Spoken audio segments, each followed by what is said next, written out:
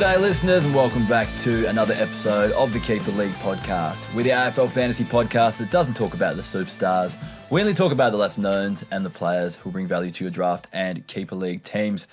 My name's Hef and joining me today is one of my old mates, fellow league member and a bloke we've had on the show a fair few times before. G'day Zanks, welcome back to the show. Hef, great to be back. Fantastic. How was your weekend? Yeah, not too bad.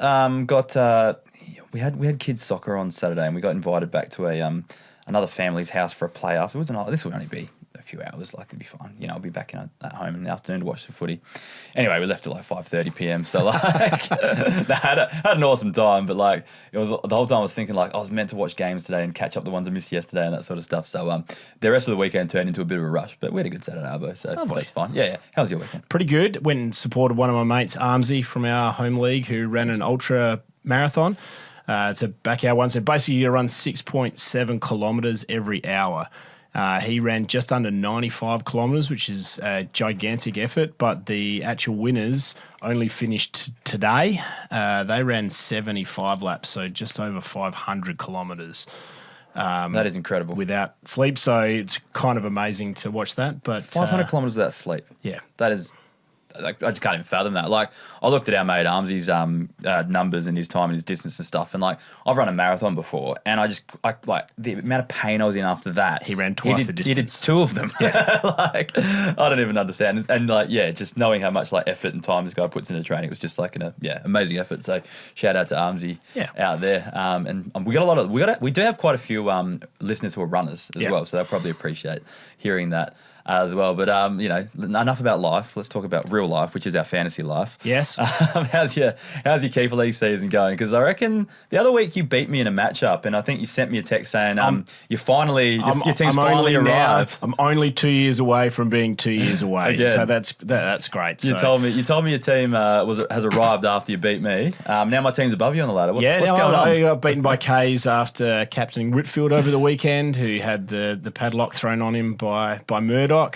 Struggled his way to 59 points, and I think I went down by about 50. So unfortunate, and also went down in another league, but got the win in Shiva, but also got knocked out by the Bong Lord. By the Bong Lord, who, and shout out to him. I'm sure he'll be listening as he tries to run his campaign to finally get a seat at the microphone here on the Keeper League. I like the Bong Lord.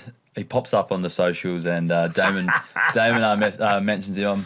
I'm not super familiar with the Bong Lord. I think we need to probably like catch up and have a chat or something because by the sounds of it, he wants to have something to do with the Keeper League, and the more the merrier. So it's all good.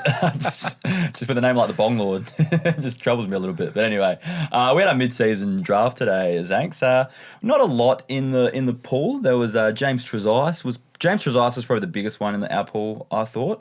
Cam Zerha was there. I thought that was not a bad one I was pick. hoping that sort of slipped through to me, but who'd you end up taking? I went to Ryan Lester from Brisbane. Yeah, see, I couldn't believe he was still in the pool, given the numbers he's been putting up, I guess. So especially the last couple of weeks, but with the likes of a couple of the other guys sort of falling off in their backline, no Zorko as well. So maybe there's a few more points to go around. Yeah, so I took I took James Jordan in ours. I just need a midfielder. You getting ready for lockdown roles? No, tagging in Keeper League Fantasy. No, I literally, by the time I got to my pick, I just need a midfielder that's going to be there every week. I don't care if it's a 40, if it's a 50. I had a donut on the weekend, still won. But my midfield depth is really... You beat the bottom side, mate. Oh, no, but you beat the bottom side. You had Grundy as your captain and you only fell over the line. Well, I do have 5 injuries at the moment, plus I can't field my midfield. Break out the violin. Still above you on the ladder, mate? Break it out. Still above you. Before we get into today's show, I just want to thank a few members. Thank you to Andrew Leggett and thank you to Jared Rogers who signed up during the week. The gold members and just the members in general are the people that keep this show going. So I really appreciate the support. Hope you get use out of the CBA numbers, the kick-in trends, the state league numbers, all nicely organised for you, and all the points for and against data, all the stats that are there that are useful for our listeners that do sign up and do support the show.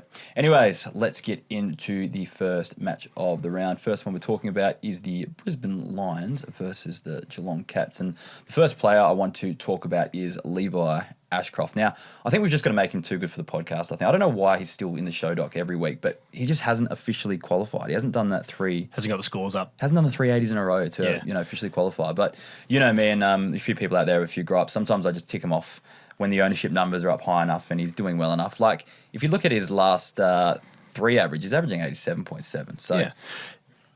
Looking at from some of the stats we've sort of been looking at, he's definitely playing as more of an outside midfielder, given that he lines up on the wing at every stoppage. He does, yeah. He did have about 70% of his touches inside the forward half over the weekend, but a lot of his plays were actually coming on the turnover rather than necessarily from stoppages. So I think he had 55% of his stats across from a turnover.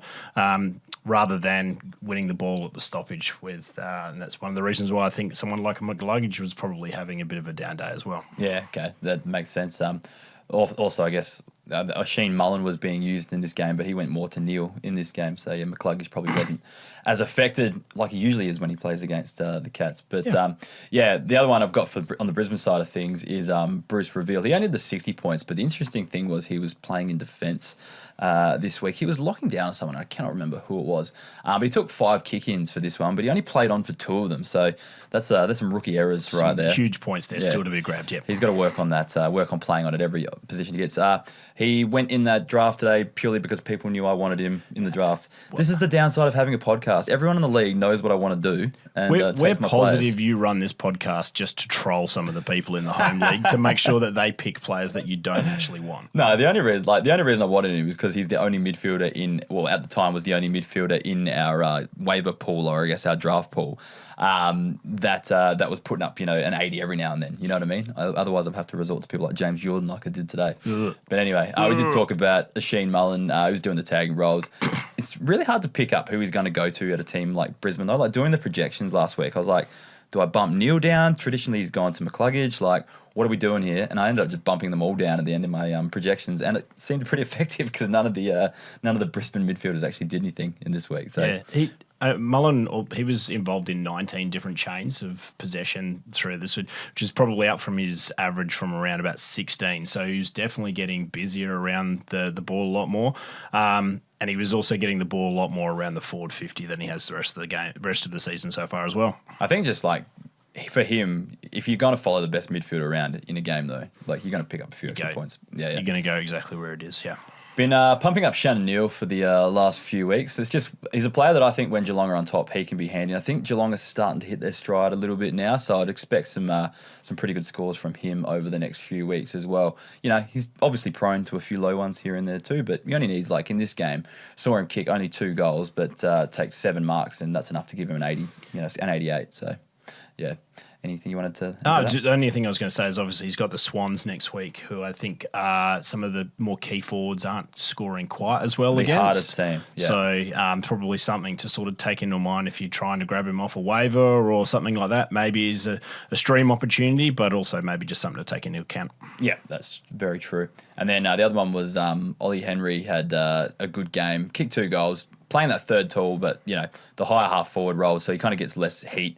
But he's averaging 73 from his last 3, so like I said, it's kind of the same as Shannon Neal, but it does help when your team's playing well. You're probably going to play a little bit better as well. Let's move on to the Sydney versus Collingwood game. The first player I want to talk about in this one is Tom McCartan, who came back into the side, and I think we've already made him too good for the podcast, but just comes in again and puts up another 91 points.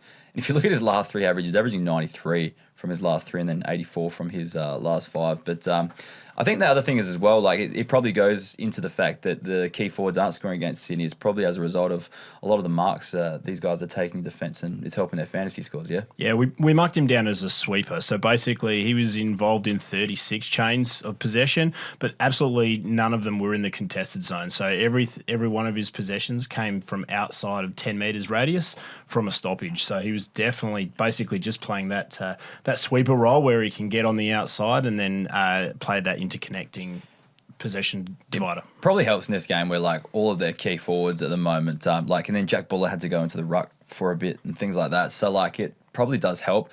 The thing I'm struggling to kind of understand with McCartan is his role going to another level, or has he just had a bunch of easy matchups in a row? Because if you look back, a lot of them are pretty easy matchups for key defenders.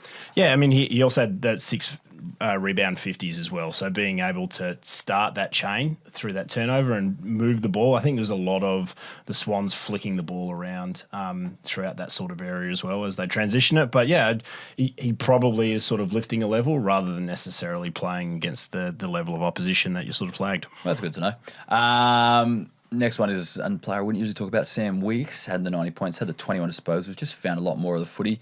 Thanks, you're the chain man. Keep talking about chains. Was there anything new about his chains in this game? I had 84% of his disposals in the forward 50. So I think while we probably had him as an intercept player and where he was grabbing the ball, he was definitely getting a lot more of the ball up around the forward 50 rather than where the ball was being turned over in the back lines. Yeah, okay. But he's still a player that would have to do this far more consistently before we consider him, right? Yeah, 100%. He's not someone that we're going all chips in a mid-season draft. Yeah, yeah, I agree. I don't think it got picked up in ours, that's for sure.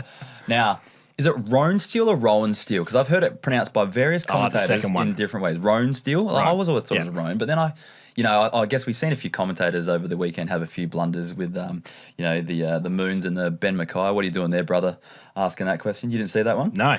He asked Brad Scott, how he thought Ben Mackay was going to play, and Ben Mackay hadn't been selected. So not well. Exactly. Yeah. So less impact than what he was hoping for. I guess I'll have a bit of a whinge here, but some of the commentators and boundary riders out there, you just know they wouldn't be in that job if they weren't ex-players, and there has to be better people. It's like they're not actually paying attention. Yeah, 100%. They're just going in completely blind, but just being fed pieces of information. Or do you think it's a bit of a Ron Burgundy where they've just read? Nah, not at all. It's just this arrogance that I was once a great player and therefore I'm going to be a great performer in the media. And it's this thing I don't have to work for it because I've never really had to work for much in my life type thing. I think that's kind of what it is with these people. So it's just annoying because I guarantee, I think of people that are on, ABC radio or, journos out there and stuff like that, they're so much better than these guys in the media, but will never get the same opportunities. You know what I mean? But anyway, Rowan Steele, I feel like I need to bring his lower third back up here again because I haven't been talking to him. But for the people watching the YouTube video. But anyway, just there wasn't a lot to talk about from the Pies. He had his 71 points, 19 disposals and kicked a goal. So, not bad, but you'd probably want more than that from a winger if you're going to be fielding them. Great. On to the next game. Funnily enough, I didn't watch too much of the Gold Coast versus Port Adelaide game because I did have the C on Brodie Grundy and I was very keen to watch him go around playing against no ruck. The tank is on here, Hef. The tank is on. For Port? Yeah. Well, we've started to call those these kind of losses the Duggies. Yeah. So got a few Duggies under the belt. There is no point in you winning right now, right? Be the best at being shit. Yeah, that's kind of the I don't know. It's kind of what happened with the changes to the draft concessions and stuff like that. We're better off finishing bottom 5, and that's the attitude that a lot of us supporters have right now. It's just winning's not good for us. Play some kids. Yeah, see what could be there. Yeah, get 1,500 picks for Butters when he leaves. Yeah, correct. So that's the thing. So yeah, at the moment, I'm not too upset. The thing that I think is great, we're actually showing a bit of fight in some of these games. Yeah. Or when we get down, we're coming back and that sort of stuff. So. Who's been to more Port games this year, me or you? Oh, I think it would have to be me. I did have a 40th on one of them, but I think I've been to the rest. I've only missed one. Okay, yeah, I've only missed one as well. Yeah. So yeah, no, we're on even at the moment. I think you've done more than my son though this year. Yeah, so, he came and then I think you left at halftime. Yeah, but I couldn't stay awake for that one. That was the Sunday night after gather round. I'd gotten about, I reckon, accommodative 5 hours sleep over the whole weekend. Anyway, Mac Andrew is the first player I want to talk about here. He was in my streamers again this week, but it's I guess for a bit of a different reason why he's scoring. He's been playing in the ruck in the last few weeks, and he had a lot less time in the ruck. So I don't think he had a single hit out in this game, I don't reckon. Nah, 0. And Witts and Moyle are back in the side. So he's actually pushed himself into 2G4P territory with the last 3 weeks. He's averaging 93 off his last 3. But I just don't think... I think it's going to be short-lived if they're playing 2 rucks on that side. You know what I mean? Port are also the easiest team for key defender, or going into this week, they were the easiest. Yeah. I mean, he had, 74% of his possessions in a turnover chain, which is about 20-odd% above what the league average is. So, and his season is at sort of 63% on with that turnover change. So he definitely was able to get involved a lot more through those areas as Port did the old turn the ball over and watch it go back down the other end. Well, I guess that's the thing. Like, all year, key defenders have been scoring well against Port Adelaide, or for at least for the last 5 weeks anyway. And I think that's part of it, is just being able to intercept well. But yeah, I don't know. It doesn't really make a lot of sense. Like from a statistical point of view, it's there. But like Whitlock plays well, and takes enough marks. I think he's going to be good. Yeah, maybe not the big fantasy gun that you need, but I think he's showing some light there. My point is just the key forwards are actually playing well for Port Adelaide, so it kind of goes against what the stats are showing us. You know what I mean? Yep. Anyway, Ned Moyle was the other one I want to talk about with his 79 points in the side with Witts, but really only scored well because he kicked those 3 goals against a weaker Oppo. I don't think you can expect that every week. No, we had him flagged as a deep goal-kicking forward rather than a ruck, so just depending on where his possessions were coming from. And while he was definitely involved as parts in a ruck, we had him more playing as a high forward. Yeah, definitely. Well, yeah, deep forward, sorry. Let's talk about Willem Drew, who finally had a good game, but I think it was just his type of conditions. Gold Coast are strangely an easy matchup for inside mids. He had the 5 marks to go with his 5 tackles with 24 disposals, so that shows us anything. Do your chains tell us anything about why? An inside stoppage specialist here. So he had eight clearances. Again, well above average on being able to pull the ball from the stoppage and getting the majority of his possessions within that 5 metre radius of the stoppage itself. But do any of your numbers kind of give a good indication why inside mid scores so well against Gold Coast? No, up there because of the wet. Well, it's over the last 5 weeks. There simply was just more stoppages this game as well. Well, maybe that's it as well. I don't know. Like, it's all season. Like, they've been putting up. They seem to be putting up ridiculous numbers against this side that is supposed to be like a premiership contender. Yeah, but that's their game plan though. Is as many stoppages as possible and then force the ball forward. And that probably makes sense. If there's more stoppages against Gold Coast, and there's more points for midfielders to feast on. Yeah. Darcy Byrne-Jones, I think he might be too good for the podcast, but more so that I thought Logan Evans would be the one that would benefit from Bergman being out for the 10 to 12, but it might be Darcy Byrne-Jones. DBJ is one of those guys you just continually, you forget about him, pops up, has a big game. Go back, forget about him, pops up again. The move to halfback has been a lot better for his fantasy scoring though, so that's been helpful for him. I think I took him in the last preseason draft we had, so been happy with that, but it's just up and down, that's all. Yep. And then Joe Richards, he pops up like this from time to time, kicked 3 goals, plays that high half forward role, so it's easy for him to get involved in the game when he's on. He's averaging 73 this season. I'm going to take that every day of the week for a forward. In this climate. Yeah, absolutely. Yeah, I'm happy with that pickup. Let's get on to the Adelaide versus North Melbourne game. Well, I'm hoping you were at this game. Yeah. At least watched it, because I did not see a second of it. Too busy playing with my son and other people's children. But anyway, let's get into the exactly. Let's get into this one though. Toby Murray, he had the 91 points. Is there anything special about this? 2 goals and 13 hit-outs? Not necessarily. I think probably the major key call-out here is that he was playing as a top scoring heavy ruck. So basically he's not winning his points from hit-outs. He's winning the ball around the ground. He did have more share in the ruck when McAndrews got rested, especially late. And then Toby was able to sort of slot in there for, I think he kicked 2 goals as well. So I think it's probably just one of those opportunities where North were proper horrible. Yeah. And even more when Cherry wasn't out there. The second quarter was probably one of the most insipid versions of football I've seen in a long time. Yeah, I was just checking the scores on my phone, and like the first quarter was pretty competitive, and then I checked it after that and I was like, holy shit, what has happened here? You know when you go to a game and you're like, these guys are just playing with their food. Yeah, it's like watching the Simpsons version of the Harlem Globetrotters. Yeah. He's like, just take the ball from him. I did spin it on his finger.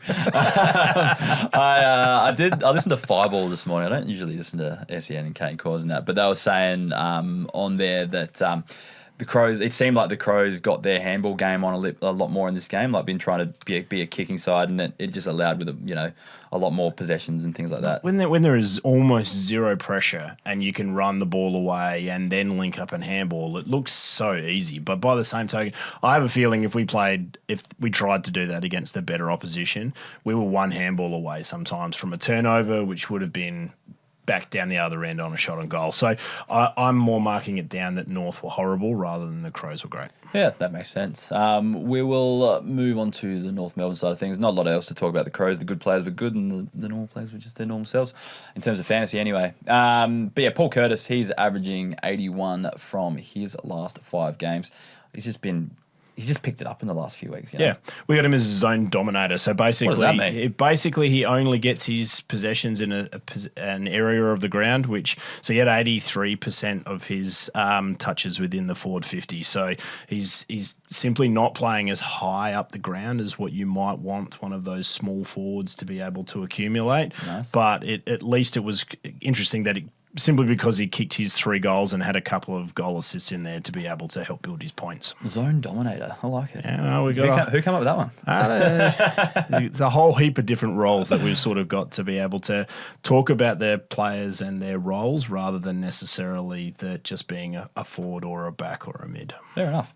Let's get on to Melbourne versus Hawthorn. First player I want to talk about is my boy, K. Chandler. Oh, yeah. I always feel like I'm talking about this guy every second week, but Yep. I think he's just had a contract extension. Or he's been offered a contract extension. They're trying to re-sign him at the moment. He's going to get a payday. It feels like he is in career best form. So for him, he's definitely become, we talked about before, having a 70-odd midfielder is definitely playable, and it feels like he's... Forward, sorry, that's what I meant. Yep. He's right on that sort of on that average of that sort of 69 to 70 sort of thing. Well, So the last 5 average is 71.8. And he's just reliable, like high half forward, kind of like we were talking about before with Joe Richards as well. Like just play the high half forward, get a heap of kicks, working up the ground, come back, kick a goal or two. My only thing is, it feels like while Melbourne are probably up and about at the moment, maybe his scoring has sort of had that little, that 5 to 10 point sort of boost. You're saying this is is a false economy for Melbourne? Yeah, maybe. The Melbourne supporters will be arguing with they're talking premierships at the moment, I think. Harvey Langford. Wow. Well, the ones I know anyway. Harvey Langford had 83 points. He's just getting used to the wing, I think. This is probably some good for your chain data. Probably some good explanations here, but he's pushing forward too and kicking a few goals here and there. Yeah, so, more of his, he had 64% of his from turnover as well. So there's obviously a lot of the ball, getting the ball on the rebound and being able to use it that way. So his season average is around about 50, and in this game he had a chain rate of on the turnover about 64. So really making sure he could get on the outside. Yep, and he's playing that outside role well. Bailey Laurie had a good game, 18 disposals, 4 marks and 5 tackles. I think he went to the CBAs for a couple as well. He had 2. Yeah, 2. That's interesting. Probably just a tip of the cap, but we'll wait and see if he's getting that inside time. It's a good little indicator. I don't think there's too much more there, just other than that tip of the cap there. Yeah, I think so too. Daniel Turner's actually becoming a pretty reliable key defender. Took a heaps of marks in this defence, in this game. What do you have? 8 marks there and 2 tackles to go with it. So we usually say, if you get 10 marks, you're going to put up an 80. That's generally the rule on the Keeper League podcast. Didn't quite get there, but the 2 tackles kind of culminated to get him there. Exactly. I think we had him down for 8 rebound 50s. So again, being able to not just start the chain for the turnover, but also being able to make sure that Melbourne are using the ball. So I know that doesn't help fantasy necessarily, but the way that the D's are playing, if they're able to move the ball really well, then he's the one that's sort of kickstarting that for them. It helps other people's fantasy scores, I'm sure. Exactly. Yeah. Then Trent Rivers came back into the side as well. Welcome back, Trent.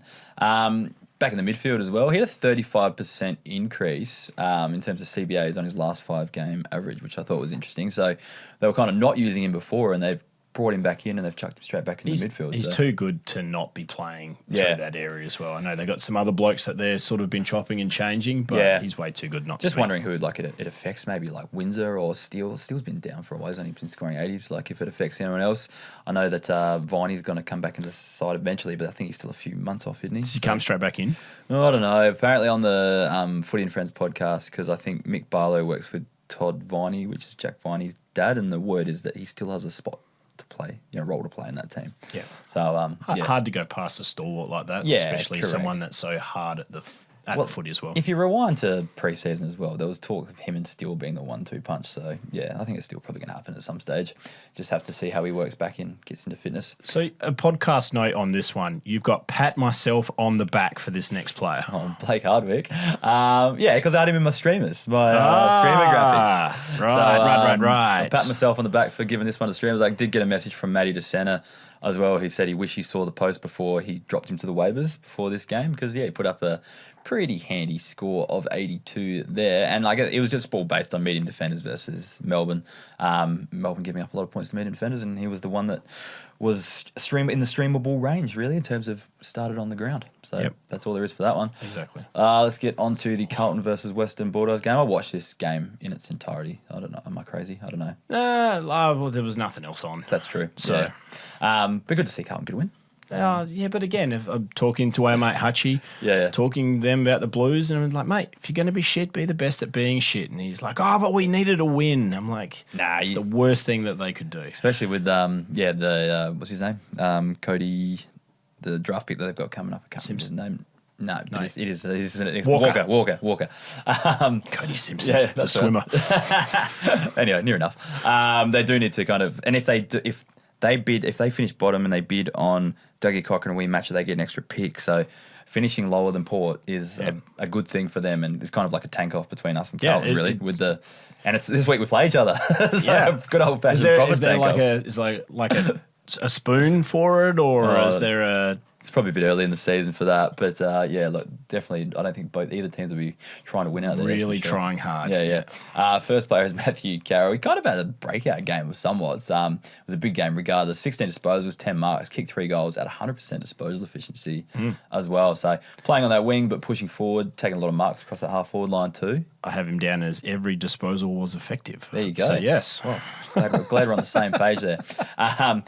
He'll need to back it up before I'm considering, but he was one of the mid-season draftees in our mid-season draft, and he was one of the few options there that will probably, at least a player that's going to play every week and has now shown a sign that he can put up a big score, Probably the main difference we saw from the Carlton game was Carlton's ability to tack down the corridor. So they had 52% of the time they went down the corridor, they were actually able to end in a score. Or a stoppage within their forward 50. So they weren't turning the ball over nearly as badly as what they were in other rounds. So if they're able to keep doing that, their forwards are more likely to be able to put some sort of fantasy on the score. Yep, that makes sense. Will Hayward's the next one. I said last week he was just as likely to get you a 50 as he was to get you 100, but then he puts up a 91 this week. So he's on the 2G 4P bubble, really. No, come on. Really? What am I supposed to say here? Really? What? Is he really on the bubble? Well, you've got 2 in a row. Yeah. Okay. You've got 3 in a row. Yeah. That's where the bubble's about to burst. But yeah, he's got that high half forward role. He's probably playing a bit higher than he was at Sydney as well, getting at the ground a little bit further. I guess, I don't know, just hopefully you get some consistency out of him from you. That's the thing with these 2 good scores. My boy Lockie Cowan shook off the tagging duties this week. Got to use the footy a bit. Had 20 disposals at half back. I don't know. I just feel like I'm going to bring him up at every chance I get. Just keep rolling that one out. Are you positioning him in a trade at the moment? No, I don't own him in any league. I just want that my call from 5 years ago to one day finally come true. Right. Yeah, that's it. Tell me about Billy Wilson. Had a half-back role with Sard out this week, so interesting to see. 78 points. I'm not sure how long Sard's actually out for, or if it's something that will stick around. But put up a decent score with his 78. It's kind of just enough to have a look at. Yeah, he definitely got involved. Obviously, he had a higher score, but he definitely got involved a lot more. I think he was involved in about 8 more changes than what his average was for the rest of the season. So obviously being able to help build your score that way as well. I think just playing off that halfback role as well just lends you to a bit more, a few more touches of the footy, because that's where most teams start their attacks from, plus the chip around and all that sort of stuff. Yeah.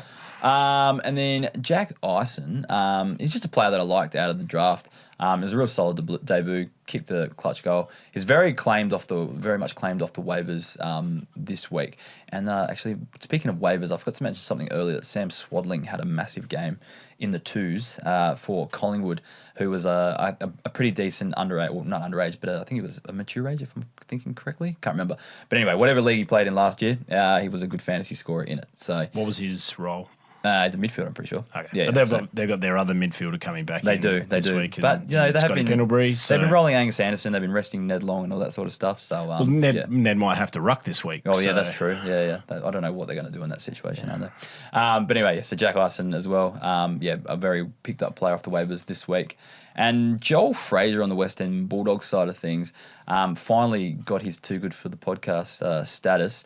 I think next year he's going to be his big year though. We've stopped talking about him now, but he's going to probably hold that DPP. Only had the 6 centre bounce attendances in this game, but yeah, we'll see the midfield time rise and hopefully hold that forward status or defender status or wherever he plays from week to week. Yeah, even though he's only had the 6 CBAs, we actually still had him as a stoppage specialist. So he was still getting the majority of his possessions within that 5 to 10 metre radius. So while not being the first one in the chain, he was definitely being able to get the ball to the outside players as well. As long as he's at centre bounce starting somewhere that's not in the centre, I'm going to take that DPP status to the bank next year. Yeah. I'm fine with that. Let's move on to the Essendon versus Fremantle game. First player I want to talk about is Sully Roby. Now, he was on I feel like I always talk about the Footy and Friends podcast because I listen to it every week. But he was on that last week, and he sounds like an absolute beast. Like, just his voice is like really deep and big. Sounds like a scary man. And then I was kind of like, I haven't really watched him that closely this season because he plays for Essendon. In reality, who really watches Essendon that closely? No, I don't think the Bombers supposed to, according to the crowd they had there on the weekend. But he's a big unit, an absolute beast. And he finally got the 80-plus score in this one, and I think he's had 79 and 79 the weeks before. So if he gets one extra, handball or even a hit out, if he's going to get that 1 point, he's too good for the podcast right now over those 2 weeks. So I think with Sharp out as well, we're probably going to see his CBA numbers rise just a little bit because there's less of a rotation. And yeah, he's just an imposing figure. I think people that drafted him out of all the draftee players and, people that went after Arnable and Newland and stuff like that are kind of wishing, after Dersmar, obviously, are kind of wishing they maybe went for someone like Sully Roby or, Josh Lindsay maybe. But yeah. Yeah, I agree. I think he's going to probably right now. He looks like the pick of the Bomber 3. Oh yeah, especially for fantasy. I don't know about Farrow. Farrow's had some monster scores this season. Yeah, so. I mean maybe purely because he's off half back, where Roby's probably going to be in the mids, so it's just a matter of him being able to get in there. I hope he can keep that kind of mid-forward role because he looks like the kind of player that can score from that position. Another interesting one was Will Setterfield. I think I said this a couple of weeks ago, start picking him up off the waiver wires because I wouldn't be shocked if I saw him in the team. Now, my caller, Geordie, actually sent me a message saying, like, man, what you say comes true, And like, and the funny thing is, I'm like, yeah, but I said he'd be coming in for Caldwell. Caldwell's in the side, so it doesn't actually, the reasoning is flawed. It doesn't work. But anyway, back in the side, Sharp out, played on the wing pretty much exclusively for this game. That pushed Kyle Langford forward, so a few shuffling of deck chairs there, but not the kind of inside role you'd probably want from Setterfield. But the point is, like, he'll go 80 plus if he's playing that role. That's the thing. 6 tackles definitely helps leave pressure on the ball, and was able to find the ball on the turnover as well. And we mentioned Jacob Farrow before, but yeah, just playing that halfback role. He'll always be a chance of putting up a good score when he's playing that role and scoring the 80 in this game as well. Took the 1 kick in as well, so that's handy for owners there. The next player I want to talk about is on the Freo side of things. So Carl Warner, Fremantle, their defenders just seem to score pretty well, and I guess that's just an Essendon thing. It's an easy matchup for defenders, more so key defenders than the running defenders, but it just makes sense that they, can win the ball back, chip it around, that sort of stuff in these kind of games. So I think the other thing that the Freo team showed that when the Bombers did turn it over, they had just a lot of the ball. So Carl Warner was involved with 41 chains. So there's just that much ball going around once the Bombers turned it over, and then the ability to sort of flick it around. Had 6 rebound 50s as part of his 24 disposals as well. So them basically being able to flick it around and do whatever they like, and we had him down as a sweeper. Yep, fair enough. Would you have Heath Chapman down as also a sweeper? What was the go there? We had as an intercept player. Player, there you go. But like as above, really, just defenders scoring well against Essendon is the catalyst of this. He had the 7 in disposals. 9 marks and just kind of the way Freo control the play. I guess it just leads to stuff like this. Difference between the sweeper and the the listeners out there are super player. interested. I'm sure they are. Yeah. Basically, he had more contested ball rather than, so he had 33% of his touches were contested ball. Yeah, fair enough. Patrick Voss.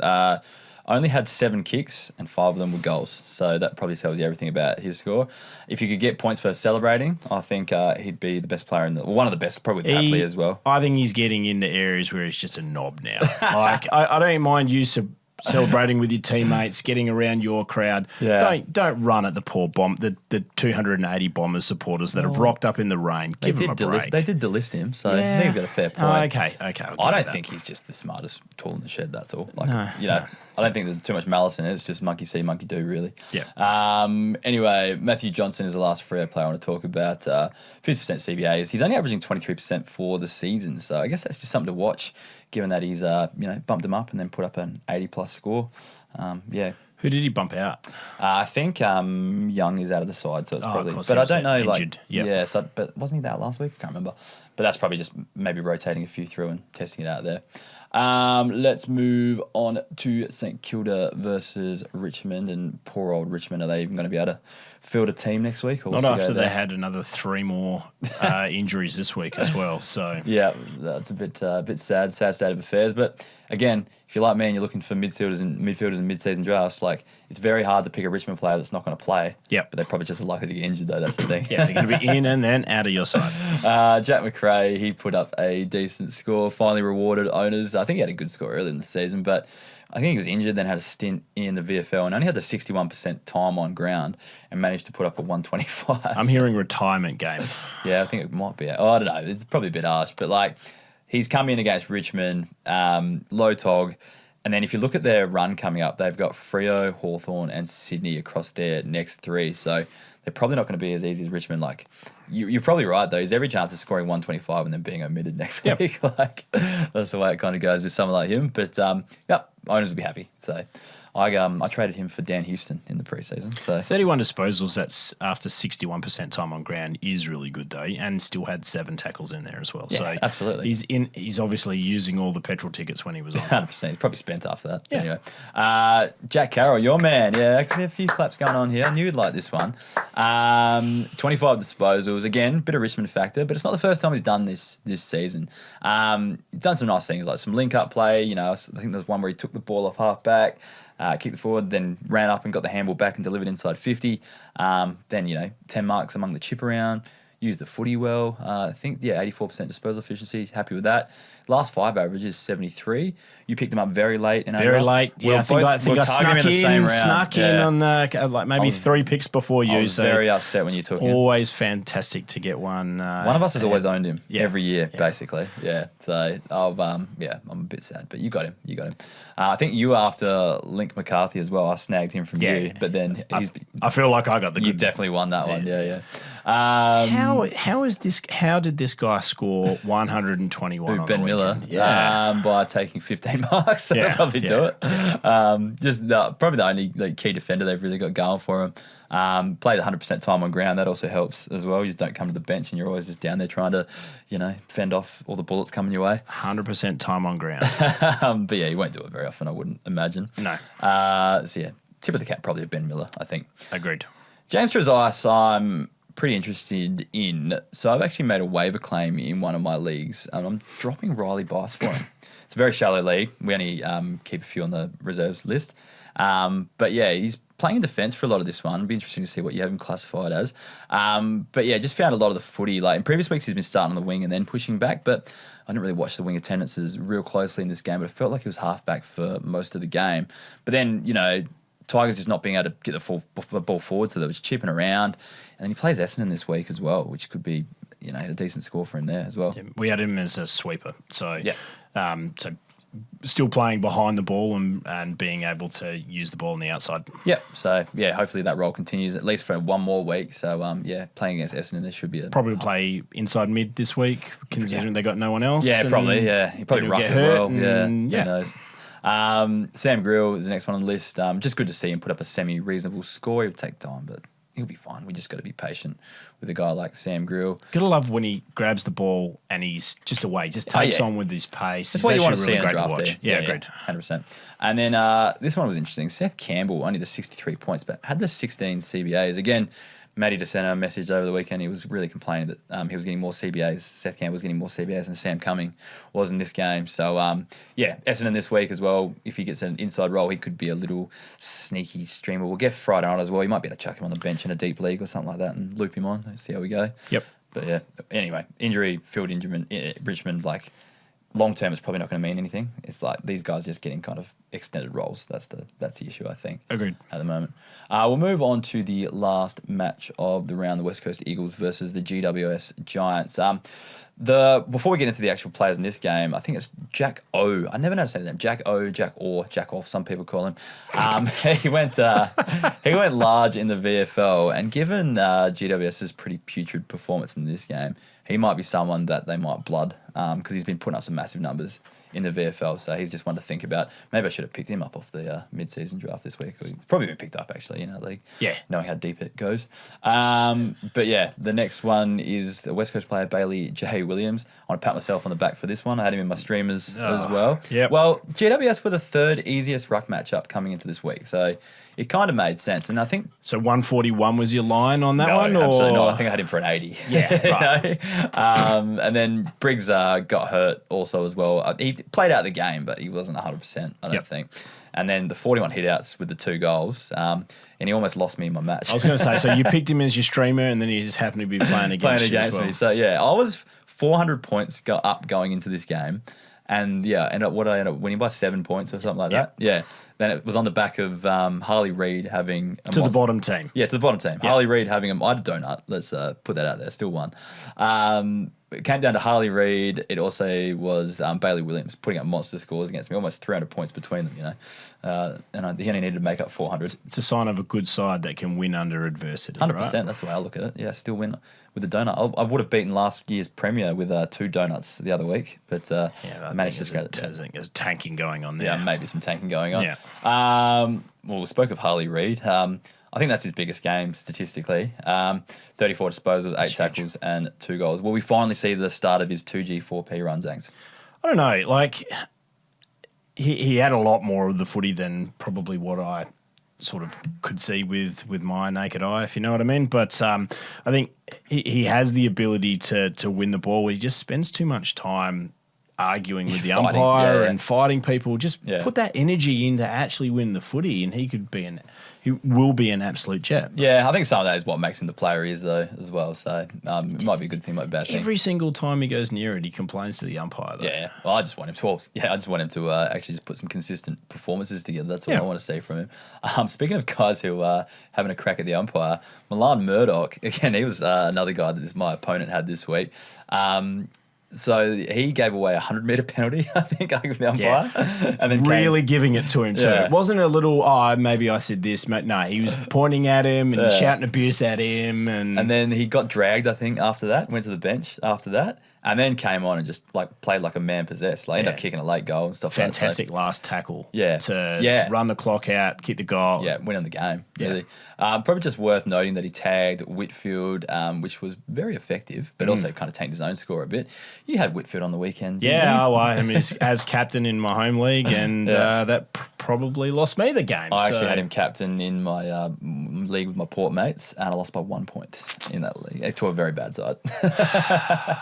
So fantasy. Yep, it's the worst, but I don't know, it happens. I'm used to it these days. And then Josh Lindsay is another one I want to talk about. Just another 5 kick-ins after having 5 last week as well.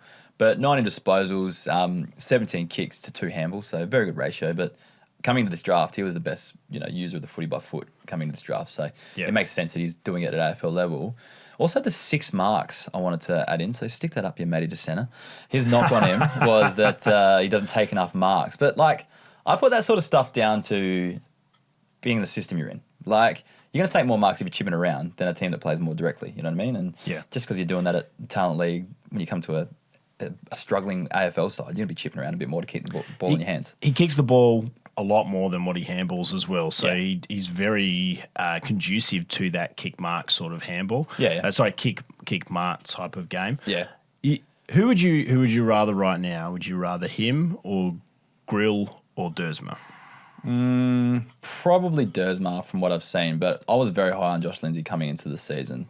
So, yeah, Why's that? I took Lindsay at pick 2 over both of those other guys. On the back, Well, while we're doing that, just coming in. I just thought it's because I'd spooked him up so much, and you take everything I say as gospel. No, absolutely not. No, I was hoping he'd get to the second round, but I knew your pick was near the end, and he was either go early or don't go in. I was always taking Connor Butterick with my pick. I'm contending. Well, in inverted commas. But anyway, Harvey Thomas is the last one for the Giants. Just one of the few shining lights. He was everywhere, covered the ground really well. Interested to see what classification you give him this week. We had him as a stoppage specialist. I think it's probably boosted by the amount of tackles that he had. Okay. He did have 10. So, yeah. Overall 27 chains, which is about 5 or 6 more than his normal average this season, and his ability to get the ball on the turnover with 55% of his fantasy points coming in those chains. A pretty handy player this season for owners out there. He's got forward status, I believe. Yeah, so playing up the ground, up on the wing. 102 is a great score for that type of player. And he's done it a few times this season, I think, as well. It's not the first time. But anyway, let's get into the listener questions and then we'll wrap this thing up. Goat Tings 25. Both Fraser and Rivers were dropped in our league on Friday. I have top RFA pick. Are either of them worth taking? Have held on to the top pick all season.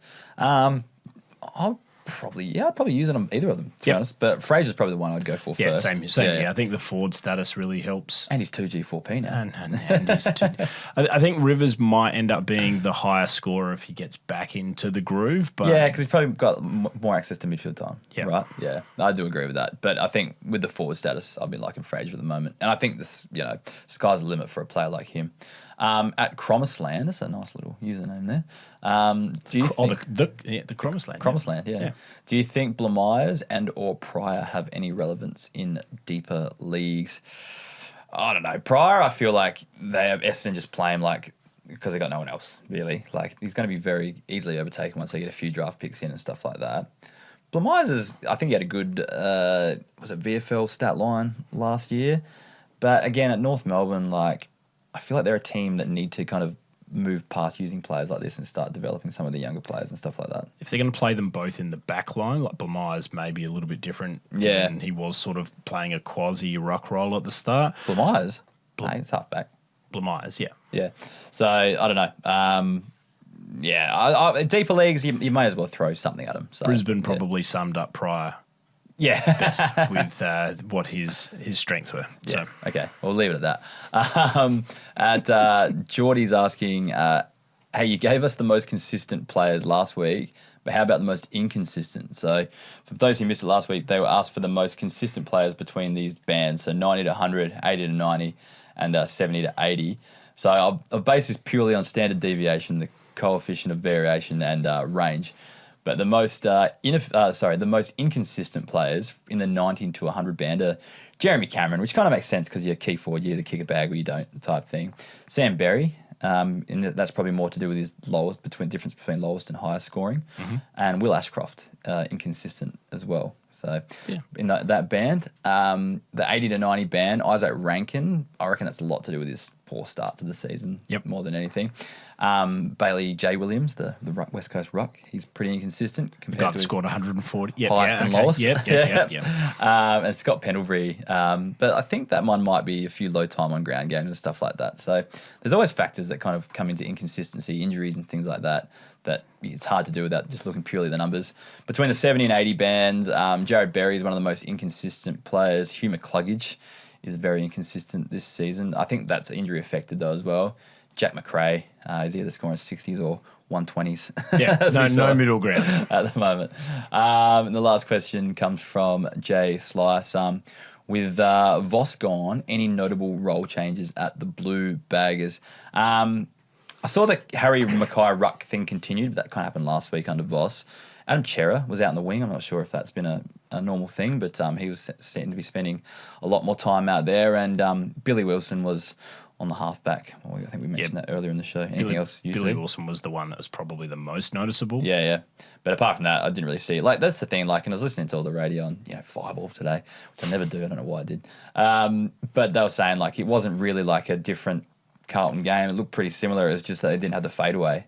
Yeah. that they didn't have, essentially. I think they did definitely attack, as we spoke about before. Yeah, They corridor definitely stuff, did yeah. talk through, attack through the corridor a little bit more. I thought that was just like a Michael Voss, Ken Hinkley rollover thing because they always did the same thing. They didn't quite kick the ball in really high, long arcs. That was the one thing they forward didn't 50. have. Those guys love the corridor, though. But anyway, I think that wraps it up for this week. Zanks, do you want to plug anything while you're on the show? Or what's No, mate, just let's hope that my Keeper League side can hold it together and only be a year away from being 2 years away by the end of the season. I do love. I need to screenshot the declaration of being finally arrived. Yeah, finally arrived. And now dropped out of the 8, out of the 6. Get around us at Keeper League Pod on all of the socials. Sign up on our YouTube channel. These are all video recorded with fancy graphics and they are outrageously fancy. Yeah, I know. Now I'm controlling them live. I need to make a video on how I'm doing this at the moment because now I don't even have to do any editing afterwards, which is fantastic. But that's a story for another day. But yeah, on Instagram, X, TikTok, whatever, we're there.